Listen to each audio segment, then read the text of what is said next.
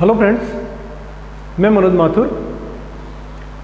कक्षा 11 lesson number 4 जो चल रहा है हमने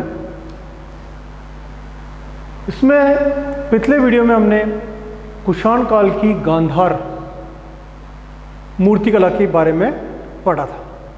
आज हम गांधार कला की कुषाणकालीन कला की ही मथुरा के बारे में पढ़ेंगे। यानी कुषाणकालीन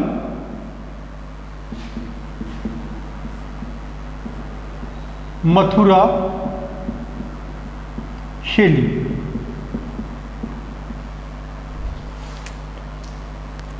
मैं आपको बता दूं कि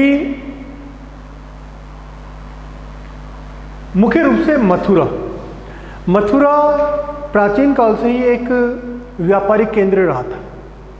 अतः यहाँ पर अनेक प्रकार की मूर्तियाँ मिली थी और कुषाण काल का मुख्य केंद्र मथुरा था। मथुरा शैली की जो भी मूर्तियाँ मिली है वो मथुरा और मथुरा के आसपास से ही मिली है और मथुरा संग्रहालय में ही संग्रहित है। मथुरा शैली की मूर्तियों के 4 विषय रहे। मुख्य रूप से मैं आपको बता दूं कि मथुरा शैली में जो मूर्तियां मिली है उनके विषय 4 प्रकार के रहे। मिश्रित धर्म, हिंदू धर्म,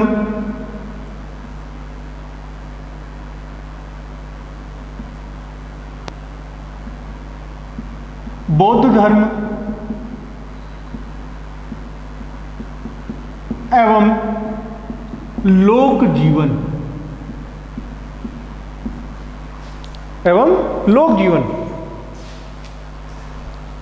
से संबंधित मूर्तियों का निर्माण किया गया। विशेष रूप से लोक जीवन से संबंधित मूर्तियों का निर्माण कुषाण काल के मथुरा केंद्र पर विशेष रूप से किया गया। मतलब लोक जीवन से संबंधित मूर्तियों का निर्माण मथुरा शैली में, कुषाणकालीन मथुरा शैली में अधिक किया गया। अब हम सबसे पहले मथुरा कला की शैली के बारे में पढ़ते हैं। मथुरा कला की शैली के बारे में पढ़ते हैं। पहली बात तो मैं आपको बता दूं कि मथुरा कला में सफेद, चित्तीदार, लाल, रवेदार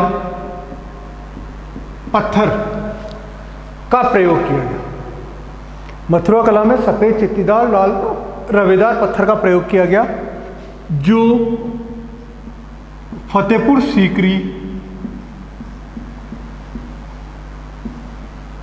एवं भरतपुर की खानों से निकाला जाता था। यानी मथुरा कला में सफेद, चित्तीदार, लाल, रवेदार पत्थर का प्रयोग किया गया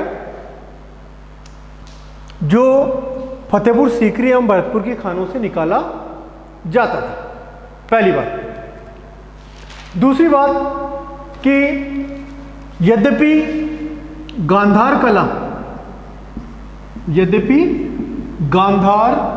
कला एवं मथुरा कला ये क्या थी? दोनों ही समकालीन थी, लेकिन इन पर एक दूसरे का प्रभाव नहीं है। मतलब कि यद्यपि गांधार कला और मथुरा कला दोनों ही समकालीन थी, लेकिन इन पर एक दूसरे का प्रभाव नहीं है। अब हम मुख्य रूप से मथुरा की मूर्तिकला के विषय पढ़ते हैं। मथुरा की मूर्तिकला के विषय कि मथुरा में, जैसे मैंने आपको बताया था कि मथुरा में 4 धर्म से संबंधित मूर्तियां बनी थी। मिश्रित धर्म, हिंदू धर्म, बौद्ध धर्म और लोक जीवन से संबंधित मूर्तियां बनी। तो मथुरा कला में के विषय के बारे में कि मथुरा में किन किन विषयों से संबंधित मूर्तियों का निर्माण किया गया। तो पहला हम यक्षिणियों की मूर्तियों के बारे में पढ़ते हैं। विषय यक्षिणियों की मूर्तियां। जैसे मैं आपको बता दूं कि मथुरा कला में लोक जीवन से संबंधित सर्वाधिक मूर्तियों का निर्माण किया गया। तो अतः यहां पर यक्ष यक्षिणियों की मूर्तियां भी अनेकानेक बनी और ये सभी जो मूर्तियां हैं, लोक जीवन से संबंधित मूर्तियां या यक्षिणियों की जो मूर्तियां हैं, ये सभी क्या है? श्रृंगार प्रधान है। श्रृंगार प्रधान है, मतलब इन यक्षिणियों को विभिन्न प्रकार के हाव भाव लिए हुए प्रदर्शित किया गया है। और जैसे कुछ यक्षिणियों को हाथ में कलश लिए हुए है, कुछ यक्षिणियां हाथ में पक्षी या पक्षी का पिंजरा लिए हुए है, तो कुछ यक्षिणियों को फूलों से युक्त पिटारी हाथ में लिए हुए अंकित किया गया है। और एक मूर्ति शिल्प में एक यक्षिणी को झरने के नीचे स्नान करते हुए प्रदर्शित किया गया है। मतलब एक यक्षिणी को एक झरने के नीचे स्नान करते हुए प्रदर्शित किया गया है, जिसमें स्नान के समय होने वाले भाव प्रदर्शित किए गए हैं। तो कुछ यक्षिणियों को स्नान करते हुए, कुछ को कपड़े पहनते हुए, बालों को संवार कर चोटी गूंथते हुए आदि प्रकार से अंकित किया गया है। और एक मथुरा कला की एक प्रसिद्ध मूर्ति प्राप्त हुई है, मतलब कुषाणकालीन मथुरा कला की एक प्रसिद्ध मूर्ति प्राप्त हुई है। मतलब एक मूर्ति शिल्प में एक स्तंभ के नीचे एक स्त्री को खड़ी हुई प्रदर्शित किया गया है, जिसे प्रसादिका की मूर्ति कहा गया है।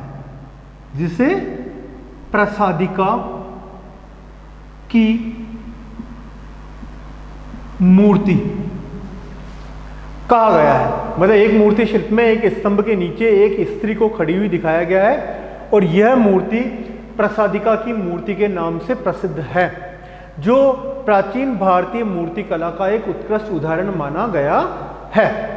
और इस मूर्ति शिल्प में एक यक्षिणी स्तंभ के सहारे प्रदर्शित की है और इस स्तंभ के ऊपरी परगहे पर 4 पंखों वाली नारियां उत्कीर्ण की गई है। मतलब प्रसादिका की मूर्ति, कुषाणकालीन प्रसादिका की मूर्ति कहां से प्राप्त हुई है? मथुरा से प्राप्त हुई है। और इस मूर्ति में क्या प्रदर्शित किया गया है? एक यक्षिणी को एक स्तंभ के सहारे प्रदर्शित किया गया है और इस स्तंभ के ऊपरी परगहे पर 4 पंखों वाली नारियां उत्कीर्ण की गई है। यानी कुषाणकालीन पहली जो मूर्ति आ गई वो कौन सी आ गई? प्रसादिका की मूर्ति। और ये मूर्तियां क्या थी? यक्षिणियों की या लोक जीवन से संबंधित मूर्तियां श्रृंगार प्रधान थी। इसी प्रकार हम दूसरा पढ़ते हैं हिंदू मूर्ति शिल्प। हिंदू मूर्ति शिल्प कि कुषाणकालीन मथुरा मूर्तियों में हिंदू मूर्तियां बड़ी संख्या में मिली है। और हिंदू मूर्तियों का निर्माण, मतलब हिंदू मूर्तियों में जैसे विष्णु, शिव, सूर्य, कार्तिकेय, बलराम, दुर्गा, कुबेर, लक्ष्मी, सरस्वती आदि अनेक मूर्तियां मथुरा शैली में मिली है। विष्णु की मूर्ति में चक्र और शिव की मूर्ति में विशेष रूप से त्रिशूल को प्रदर्शित किया गया है। जो भगवान के जैसे विष्णु की मूर्ति है उसमें चक्र प्रदर्शित किया गया है और शिव की मूर्ति में विशेष रूप से त्रिशूल को प्रदर्शित किया गया है। एक इन्हीं मूर्तियों में एक बड़ी मूर्ति मिली है, वो एक लक्ष्मी जी की मिली है। लक्ष्मी जी की मूर्ति है, बहुत सुंदर मिली है, जो वर्तमान में राष्ट्रीय संग्रहालय नई दिल्ली में संग्रहित है।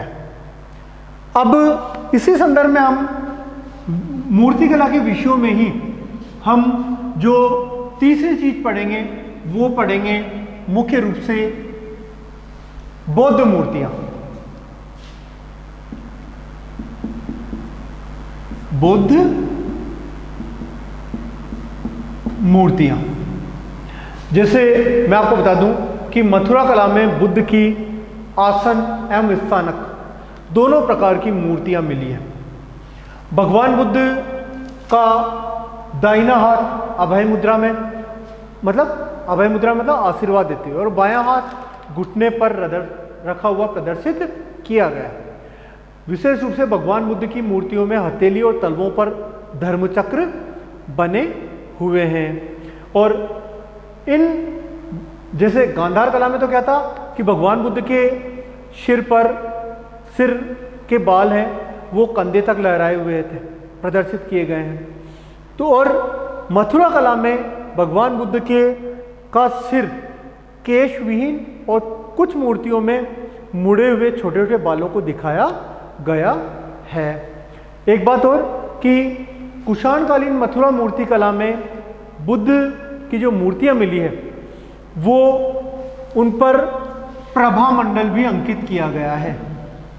प्रभामंडल या आभामंडल, मतलब प्रभामंडल या आभामंडल क्या कि सिर के पीछे गोलाकार आकार बनाया गया है। सिर के पीछे गोलाकार आकार बनाया गया है, उनको क्या उसको क्या बोलते हैं, प्रभामंडल या आभामंडल। मतलब इस तरह से गोलाकार, जैसे मान लीजिए ये यहाँ पर ये आकार है, तो इसके पीछे की तरफ क्या है, प्रभामंडल या आभामंडल। ये इस तरह से गोलाकार आकार में बनाया गया है। देख कैलेंडर आदि में हम देखते हैं कि भगवान के पीछे की साइड में प्रभामंडल या आभामंडल बनाया जाता था। तो कुषाणकालीन मथुरा मूर्ति कला में बुद्ध का के सिर के पीछे प्रभामंडल या आभामंडल बनाया गया है, जिसको बिल्कुल सादा रखा गया था। इसी प्रकार सूर्य मूर्तियां,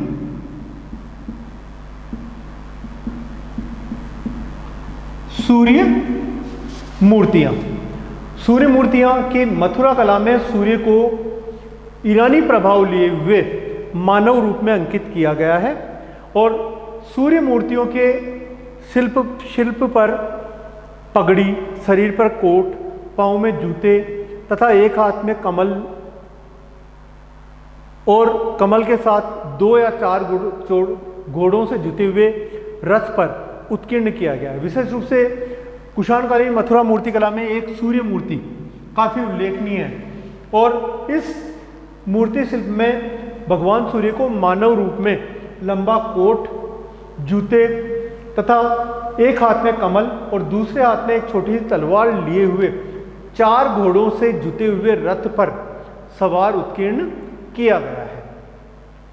मुख्य रूप से ये क्या थी, मथुरा मूर्ति कला।